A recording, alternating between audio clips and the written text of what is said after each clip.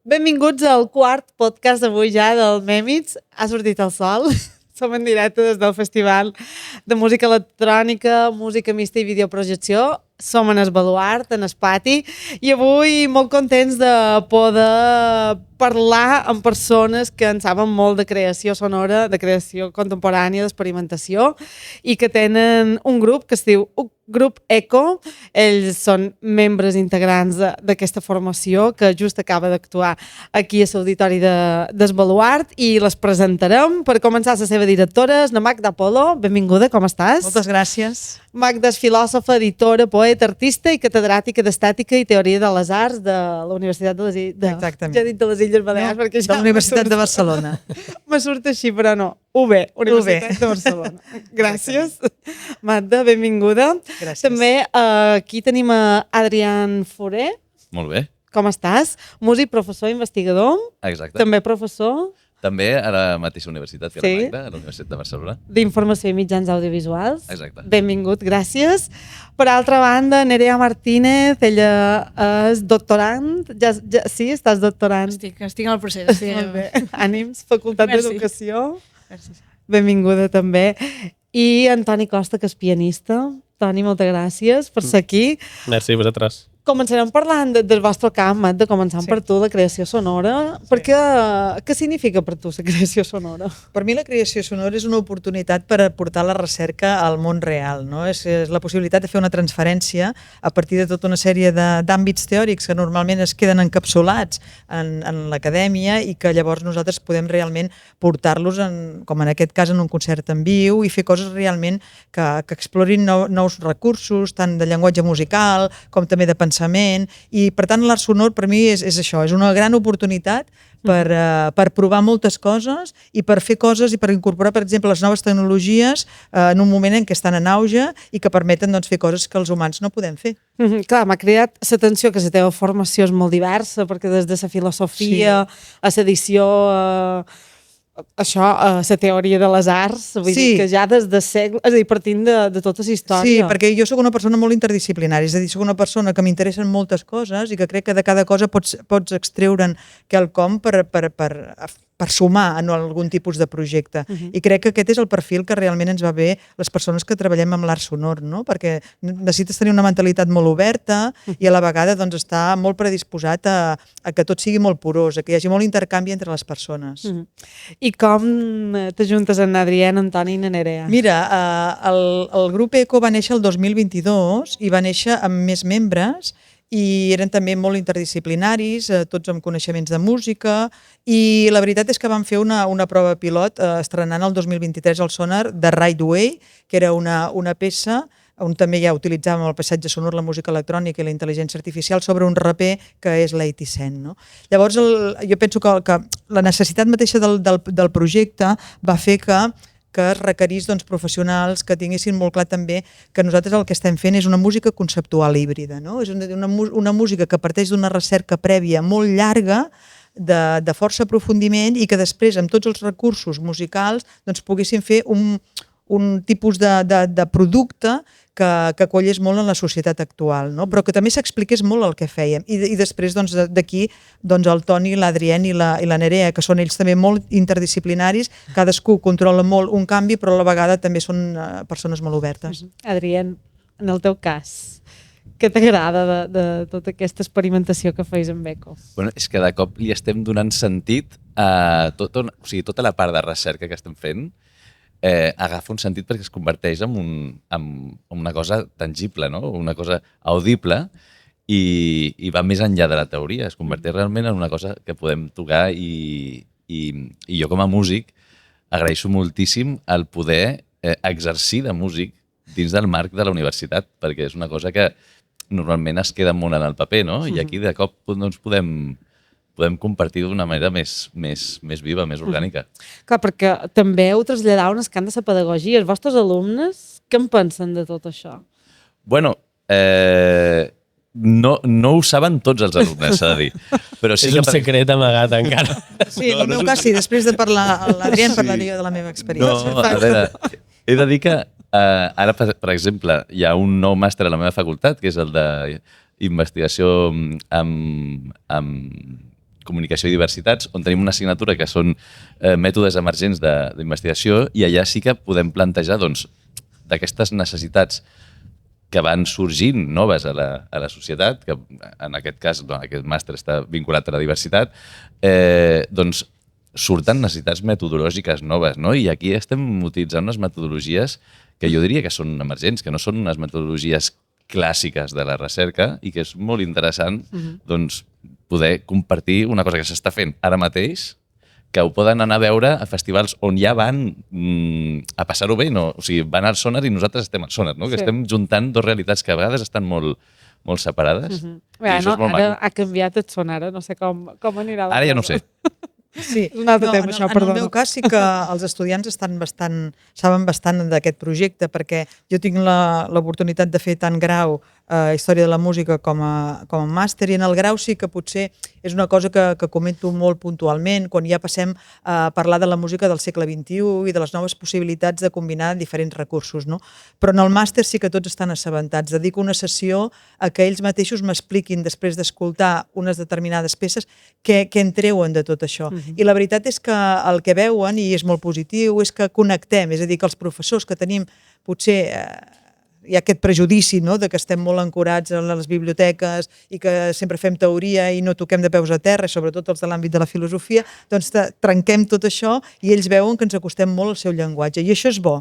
Això és bo perquè un cop t'acostes al llenguatge que ells escolten de música pop, música electrònica urbana, doncs després ells veuen que potser té sentit anar a la teoria. I per tant és un camí doncs, que primer és deductiu, però llavors és inductiu, i això és positiu. Clar, en aquest sentit, tu no fa massa feies un article sobre el nou dit de la Rosalia. Evidentment, sí, certament. Concretament vaig fer sobre l'obra, la primera obra que es va donar a conèixer, que és Berghain, i vaig tenir la necessitat també un altre cop de connectar molts teòrics, tant de la literatura com de la filosofia, en una obra que està canviant el paradigma del que és la música pop. I jo estic convençuda que aquest disc de Rosalia Lux és un disc que convida al recolliment, convida a la reflexió, però també a repensar la transcendència i el concepte de religió. No sé si la societat sabrà captar realment el missatge, perquè és un missatge complex, però sí que és un disc que trenca amb l'abans i el després i canvia el paradigma dins de la història de la música urbana. Nerea, tu què Bé, trobes? doncs, sí. Trobo que, en el meu cas, dins el projecte, soc l'encarregada de fer aquestes intel·ligències artificials, no? Ah, sí? Tu... I bé, trobo que un component que en aquest sentit aporta, no?, en les creacions és que ens permet traslladar, no?, traduir dades en sons, i d'alguna manera estem tota l'estona connectats amb dades, no?, amb informació que acaba podent-se traduir amb aquestes dades, i ens permet aquesta connexió interdisciplinar que estàvem parlant abans, no? De, per exemple, una cosa que pot ser una imatge, aquesta imatge la podem traduir amb dades i després passar aquestes mateixes dades a una creació sonora amb la que podem interactuar. I doncs ara, com estem parlant sobretot d'això, d'aquesta porositat, d'aquesta interdisciplinaritat, no?, de que puguem connectar amb diferents audiències també a través d'aquestes connexions de diferents disciplines, no? En aquest cas, la IA també va molt lligada en aquest concepte, no? Intentem ser molt coherents. Sí, i per què creus que en el camp artístic, no en el camp mèdic, ni altres camp més també d'investigació, però d'una altra branca més científica o més sanitària, per què en el camp artístic experimental té tan mala premsa la intel·ligència artificial? Ho dic perquè, per exemple, ara, no sé si era Austràlia o Nova Zelanda, han negat una obra guanyadora literària perquè la portada del llibre havia estat feta en IA. Per què creus que passen aquestes coses? O sigui, jo crec, directament diria que la IA la podem utilitzar de moltes maneres. O sigui, hi ha des de la IA que tu escrius un prompt i li dius fes-me això, i la creació artística és com que la deixes tota a la intel·ligència artificial, no? En el nostre cas, primerament estem fent servir intel·ligència artificial, que és del programari obert, és a dir, de codi obert, per tant no hi ha una corporació que té una pretensió de treure diners amb aquest ús d'aquesta intel·ligència artificial. Clar, tu no fas servir, diguéssim, les intel·ligències que fa servir tothom. Tu tens una pròpia. El que fem és, en programari, que és en Python, per exemple, que és un codi de llenguatge, agafem llibreries de codi obert, que de fet són accessibles per tothom. amb GitHub, que és un repositori on la gent penja aquestes IAs entrenades de forma oberta, però clar, implica que has de conèixer una mica com programar i codi i tot plegat, però són intel·ligències que no estàs donant les dades a cap corporació, per tant hi ha aquest component ètic que l'estàs tenint en compte, i per altra banda el que estem fent no estem demanant que la IA ens faci l'obra final, sinó que estem demanant això, que ens faci aquesta traducció de dades en material sonor amb el que després treballarem. I doncs jo crec que aquí, en aquest procés, com fas les coses, no, és on està la diferència. Sí, la IA és un element més, és una eina més que utilitzem.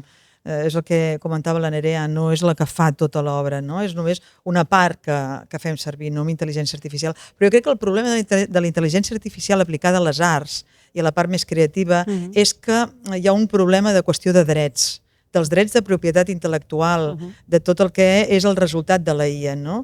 I un cop realment això trobi una solució, jo crec que la gent no tindrà tanta por i no hi haurà tantes crítiques a la IA. En canvi, en l'àmbit de la ciència i de la salut, com bé comentaves, és una cosa que s'utilitza moltíssim i no hi ha cap mena de prejudici, en principi. Però, en canvi, amb la intel·ligència artificial, com que es clonen moltes coses i tens programari que tu només amb uns prompts, amb 3 prompts, ja pots tenir la cançoneta de l'estiu, clar, això és una cosa que flaqueja respecte a la legislació de la IA. Clar, de fet, ara no fa massa, ja va sortir que una de les més escoltades de Spotify havia estat una cançó creada per intel·ligència artificial. Sí. No sé, vosaltres en aquest sentit. No, nosaltres només l'utilitzem com una eina més. O sigui, té tant pes la IA com el paisatge sonor com la música electrònica o la música acústica. Per tant, aquí intentem ser molt equitatius i no fer que la IA realment agafi un protagonisme que no el té. És com una eina més. És una eina més. I és una eina que la fem servir per coses que no podríem fer sense la IA. És a dir, no la fem servir per suplir el músic, sinó que la fem servir, això, nosaltres numèricament no podem agafar una imatge i tornar-la so, no? En canvi, un algoritme sí que ho pot fer. Doncs aquestes feines que nosaltres no podem elaborar com a músics, doncs... I, per exemple, com sona?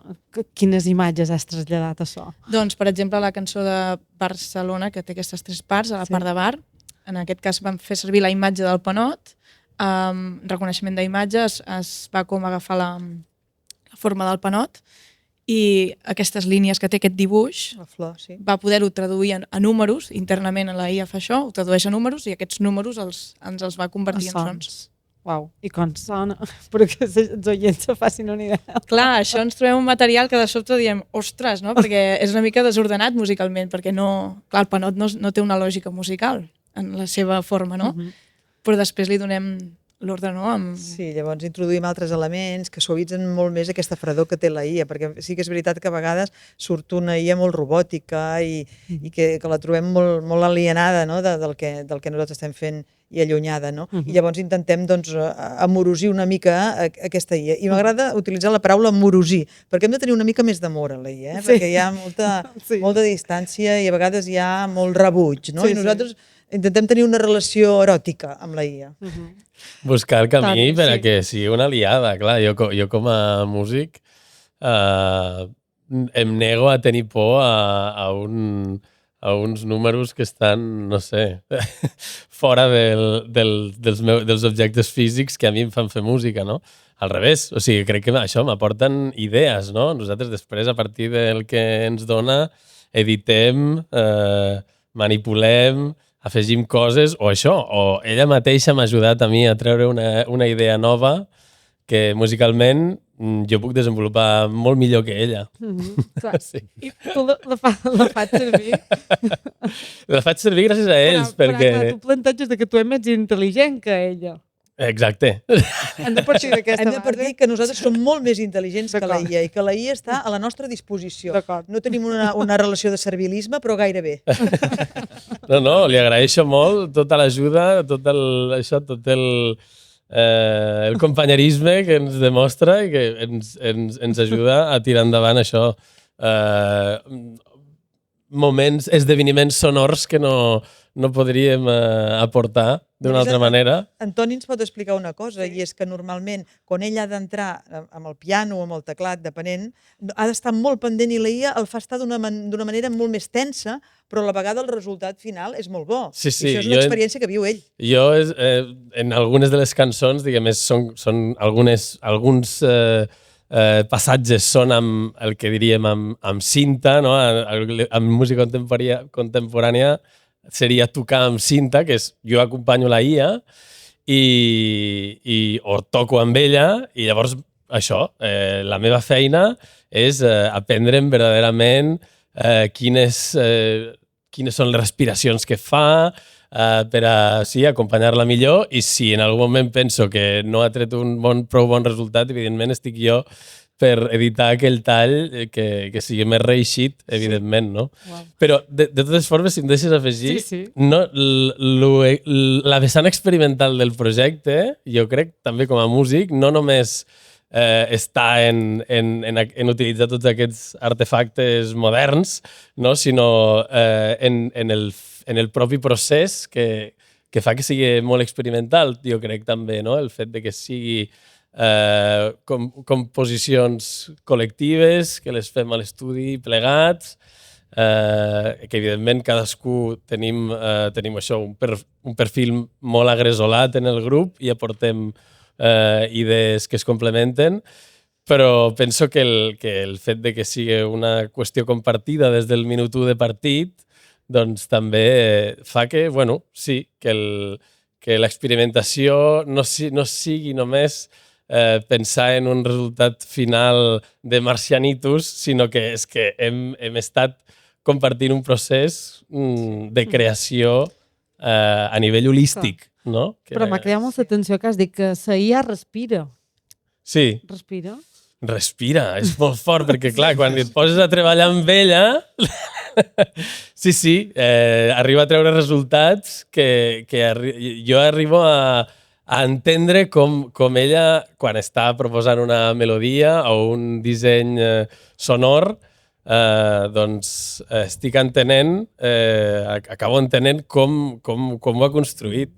I a més ens dona també això, a nivell de compassos, ens dona compassos molt amalgamats, que li dona molta organicitat a la peça, també amalgamats, vull dir que són així com compostos que no són obvis, no és un vals o una polca, sinó que hi ha combinacions numèriques de 5, de 11, que li donen un rotllito molt interessant, sí, un xup-xup molt nou, i per a mi és estimulant. És la manera de no tenir-li por, sinó de dir vine amb mi, acompanya'm, jo t'agafo del braç i jo t'ajudo que sonis millor, per això. Que per això també... Hi ha una cosa que té molt a veure amb el que comenta el Toni, i és que, i abans pensant una mica la relació que concretament té ell específicament amb una peça, per exemple, amb Schweigen, que està interrelacionant directament, potser és la peça amb què es relaciona més directament amb la IA, és que s'estableix un diàleg, no?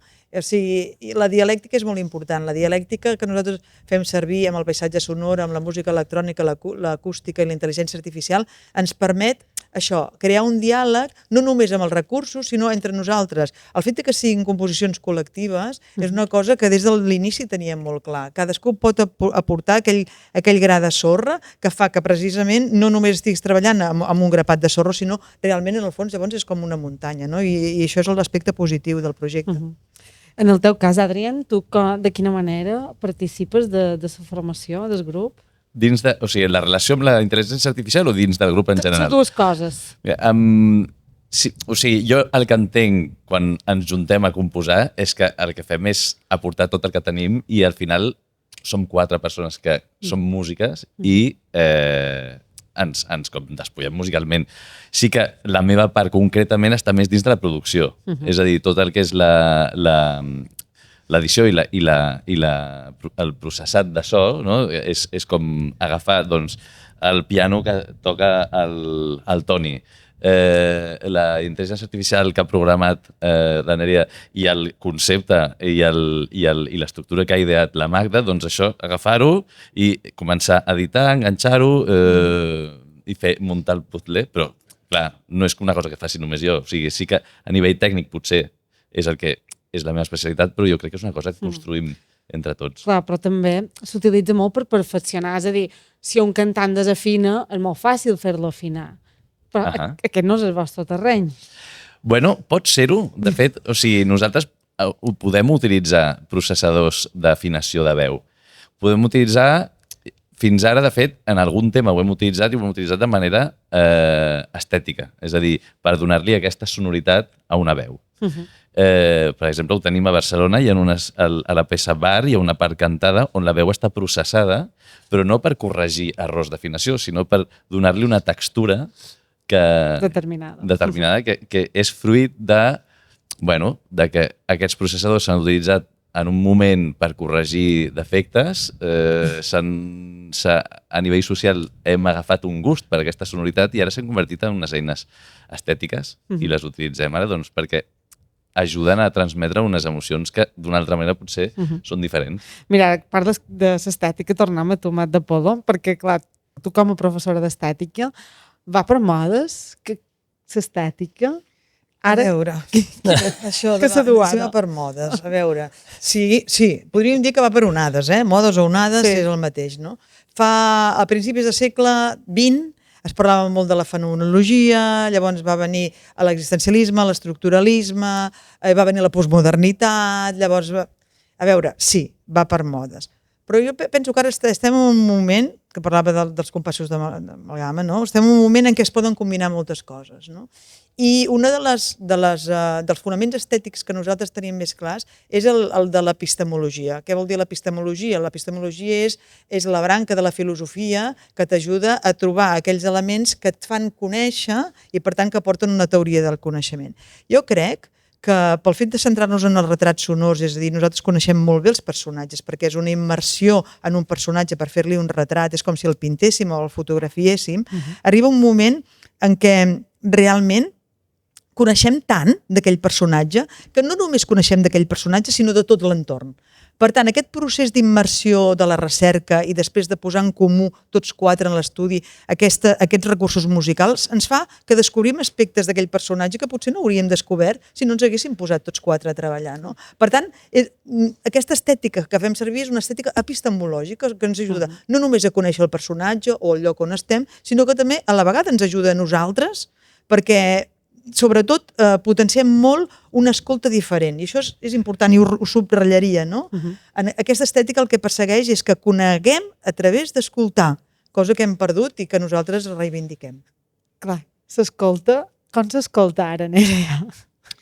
Clar, moltes vegades podem arribar a escoltar desconnectats, no? És a dir, que ho tenim allà com de paisatge sonor inconscientment, no? I això connecta molt amb una idea que abans has expressat, crec molt bé, a dins, Magda, que és quan, per exemple, tu vas a un lloc, no? I tens tot un embolcall sonor que t'acompanya en aquest camí i no li estàs prenent atenció, no? I arribes a un lloc i potser et pregunten i quins sons t'han acompanyat i tu potser fas... Però això d'alguna manera sí que està en el nostre, jo crec, com subconscient, no? Que després és una mica com les olors. No ho captem en plena consciència moltes vegades, per no dir pràcticament sempre, però una olor, un so, ens pot traslladar a un espai de la memòria, no? I té aquesta manera de connectar-nos amb les nostres vivències, potser molt des de l'inconscient, però d'una manera molt directa, no? I el que intentem, crec, Magda, tu m'ajudaràs a veure si realment és així, perquè la part conceptual la treballes, intentem que puguem establir aquesta connexió d'una manera més conscient, no? Sí, es tracta d'estimular parts de la nostra capacitat d'escoltar que sense el que estem fent seria una mica més difícil, no? Però sobretot es parla molt, i des de ja fa uns anys, sobretot fa uns 10 anys, del que és l'escolta situada, i per nosaltres és important. L'escolta situada et fa estar en el centre, però no et fa estar en el centre perquè tu ets el més important com a subjecte que escoltes, sinó que et fa estar en el centre perquè puguis tenir una percepció de tot el que t'envolta i que no puguis discriminar determinats sons. Hi ha una cosa que per mi és molt important. Des de petit sempre ens han dit això està afinat, això no està afinat, això és agradable a l'oïda, això és desagradable a l'oïda. I jo crec que no podem anar amb aquest maniqueisme, no? Sinó que el que hem de fer és obrir-nos a un espectre sonor molt ampli i dir, tot és possible. Fins i tot l'error. O sigui, si fins i tot algú desafina, doncs això també forma part d'aquella escolta d'aquell dia. No ho podem valorar com una cosa negativa, sinó que també és una cosa que forma part de tota l'obra d'art. Fonamentalment ens basem una mica en tot això. Clar. I té un component una mica reivindicatiu o polític, no? Perquè a mi m'agrada molt el concepte també d'escolta dissident que proposa la Magda, que potser també... Sí, és un concepte que vaig plantejar en un congrés de no fa gaire, perquè feia molt temps que estava pensant com escolten determinats col·lectius, no? Per exemple, com escolta el col·lectiu LGTBIQ+, com escolta un col·lectiu d'invidents, etc., no? I vaig veure doncs, que hi ha una escolta des de la diferència, i aquesta escolta des de la diferència s'ha de potenciar. Per què? Doncs perquè hem d'intentar que el màxim de persones possibles entenguin la realitat dels altres. És a dir, que si per exemple els invidents escolten o tenen una sensibilitat d'escolta diferent del que tenim nosaltres, per sort, doncs poder entrar també en aquest món, no? I això ens enriqueix com a persones i ens enriqueix com a col·lectiu i enriqueix la música. Llavors és una escolta des de la diferència, tenint molt clar que la teva escolta no és l'hegemònica ni és l'escolta única, sinó que és una escolta que pots variar en funció de les relacions que estableixis amb tots aquests altres col·lectius. Clar, però en aquest món de la hiperindividualitat, que tot passa per Clar, aquesta escolta situada el que vol també és l'empatia. Un concepte molt clau és el de l'empatia, empatitzar amb l'altre, empatitzar amb l'entorn, empatitzar fins i tot amb les coses, no? D'aquí que es parli molt dels materialismes, els nous materialismes. O sigui, tu no tens l'agència de fer les coses, tu no decideixes totes les accions, sinó que moltes vegades hi ha objectes i coses que decideixen per tu. Per tant, donar agència també a les coses. Donar agència a les coses vol dir que tu els objectes els carregues d'una dimensió que fins aleshores no tenien, i que és la dimensió que crea una expectativa sonora que abans no hi havia. Clar, molta gent quan li parles d'aquest festival diu sí, això és música rara. Clar, però és que hem de fugir una mica d'aquestes etiquetes, no? Vull dir, és un tipus de música que potser no estàs habituat a conèixer, però que si intentes entendre-la, segurament et farà una persona diferent. Perquè estic convençuda que les persones que han vingut al nostre concert, tot i que hi havia una nena molt petiteta i ha gaudit moltíssim, perquè passen moltes coses, sortiràs i segurament el soroll de les fulles d'aquestes palmeres potser l'arribaràs a sentir, perquè estem estimulant això, no? Aquesta sensibilitat minimalista, diria jo, que fa que les coses apareguin d'una manera diferent. I també posar-li l'emoció, perquè si una cosa no té la IA és emoció. O sí que en té. Bé, perquè si respira també deu tenir emoció. Sí, està claríssim que la IA té emoció. Té emoció, sí. Té emoció. Hi ha molta gent que diu que no. Jo la IA, a vegades estic establint un diàleg amb la IA i penso que hi ha una relació afectiva. Sí? Sí. Uau. Tu també ho penses, Nerea? Clar, crec que l'emoció potser està en l'oient. En el sentit que la relació és d'emoció, perquè com a oients som humans i tenim aquesta manera de relacionar-nos des de l'emoció. No podem tallar les emocions. Per tant, si nosaltres les tenim, mínimament que ens relacionem amb qualsevol altra cosa, hi ha una emoció. Tu quan agafes o quan tens a les mans un objecte que per tu és preuat o perquè et connota unes determinades coses o perquè et porta a uns records, tu el valores d'una manera diferent, no? I una mica es tractaria d'això. Sí, tu també estàs d'acord. Jo estic d'acord que l'emoció la creem amb nosaltres i, per tant, qualsevol interacció, en cas que sigui una IA, ens pot emocionar, no? I tornant al que estàvem comentant abans, no? De la nena petita que hi havia al nostre concert, és que és molt interessant perquè realment al final estem presentant una recerca que hem fet sobre uns personatges que potser són personatges no tan divulgats, o en algun cas sí, però o casos concrets que són com informació molt, molt densa, no?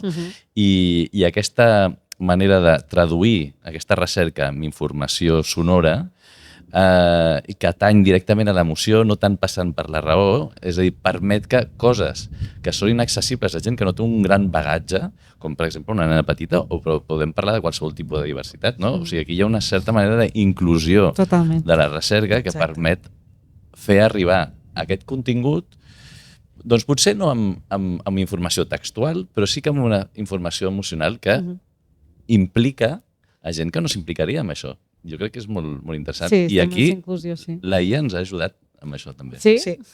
Sí, Justament. sí, però concretament amb aquesta obra de la Yoko Ono, Sí. que utilitzem molt la IA perquè vam clonar la seva veu, bueno, a partir d'alguna cosa que s'assemblava a la seva veu, i després clonem també els crits de les persones que participen en el concert, ens ajuda molt a crear una empatia, a crear un lligam amb l'espectador, cosa que nosaltres també per nosaltres és molt important, no? Allò de dir, volem que realment el públic es faci seva l'obra, en aquest cas la peça, i també intervingui d'alguna manera. I això sempre implica una emoció.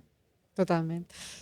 Moltes gràcies, ja hem d'anar acabant. Futurs projectes, quan vos poden tornar a veure, què fareu? Home, tenim un projecte, un encàrrec pel proper Sonar, ja serà la quarta vegada que estem al Sonar, segurament ens sortiran un parell d'encàrrecs més, que encara no podem dir perquè és una cosa que s'està gestant, però la veritat és que nosaltres estem molt oberts, ens ha agradat molt venir a actuar aquí a Esbaluart, aquest Museu d'Art Contemporani, perquè creiem que és un lloc molt idoni. A vegades hem de sortir dels auditoris o dels centres culturals polivalents i anar a llocs que són més afins dels nostres interessos. Per tant, per nosaltres ha estat un plaer. Moltes gràcies. I que hem pogut fer també un retrat a la illa. Hem fet una petita peça. Hem fet una peça que hem estrenat aquí, que es titula Island, precisament, i que ens hem immers, ens hem posat dins de l'aigua de les Illes Balears i concretament de l'entorn de l'illa de Mallorca, amb totes les bombolles que sortien allà, i hem intentat també recordar Chopin quan va estar aquí a Mallorca també, durant una temporada.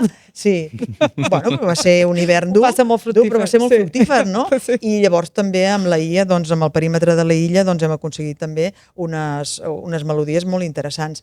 D'això es tracta, no? D'acostar la música a la gent que ens escolta i el col·lectiu que ens acull. Per tant, estem molt agraïts d'haver participat al Memix. També per haver fet aquesta peça per nosaltres. Gràcies a vosaltres. Molt bé, Adrià, Antoni, Nerea, Magda, moltíssimes gràcies. Grup Eco, gràcies.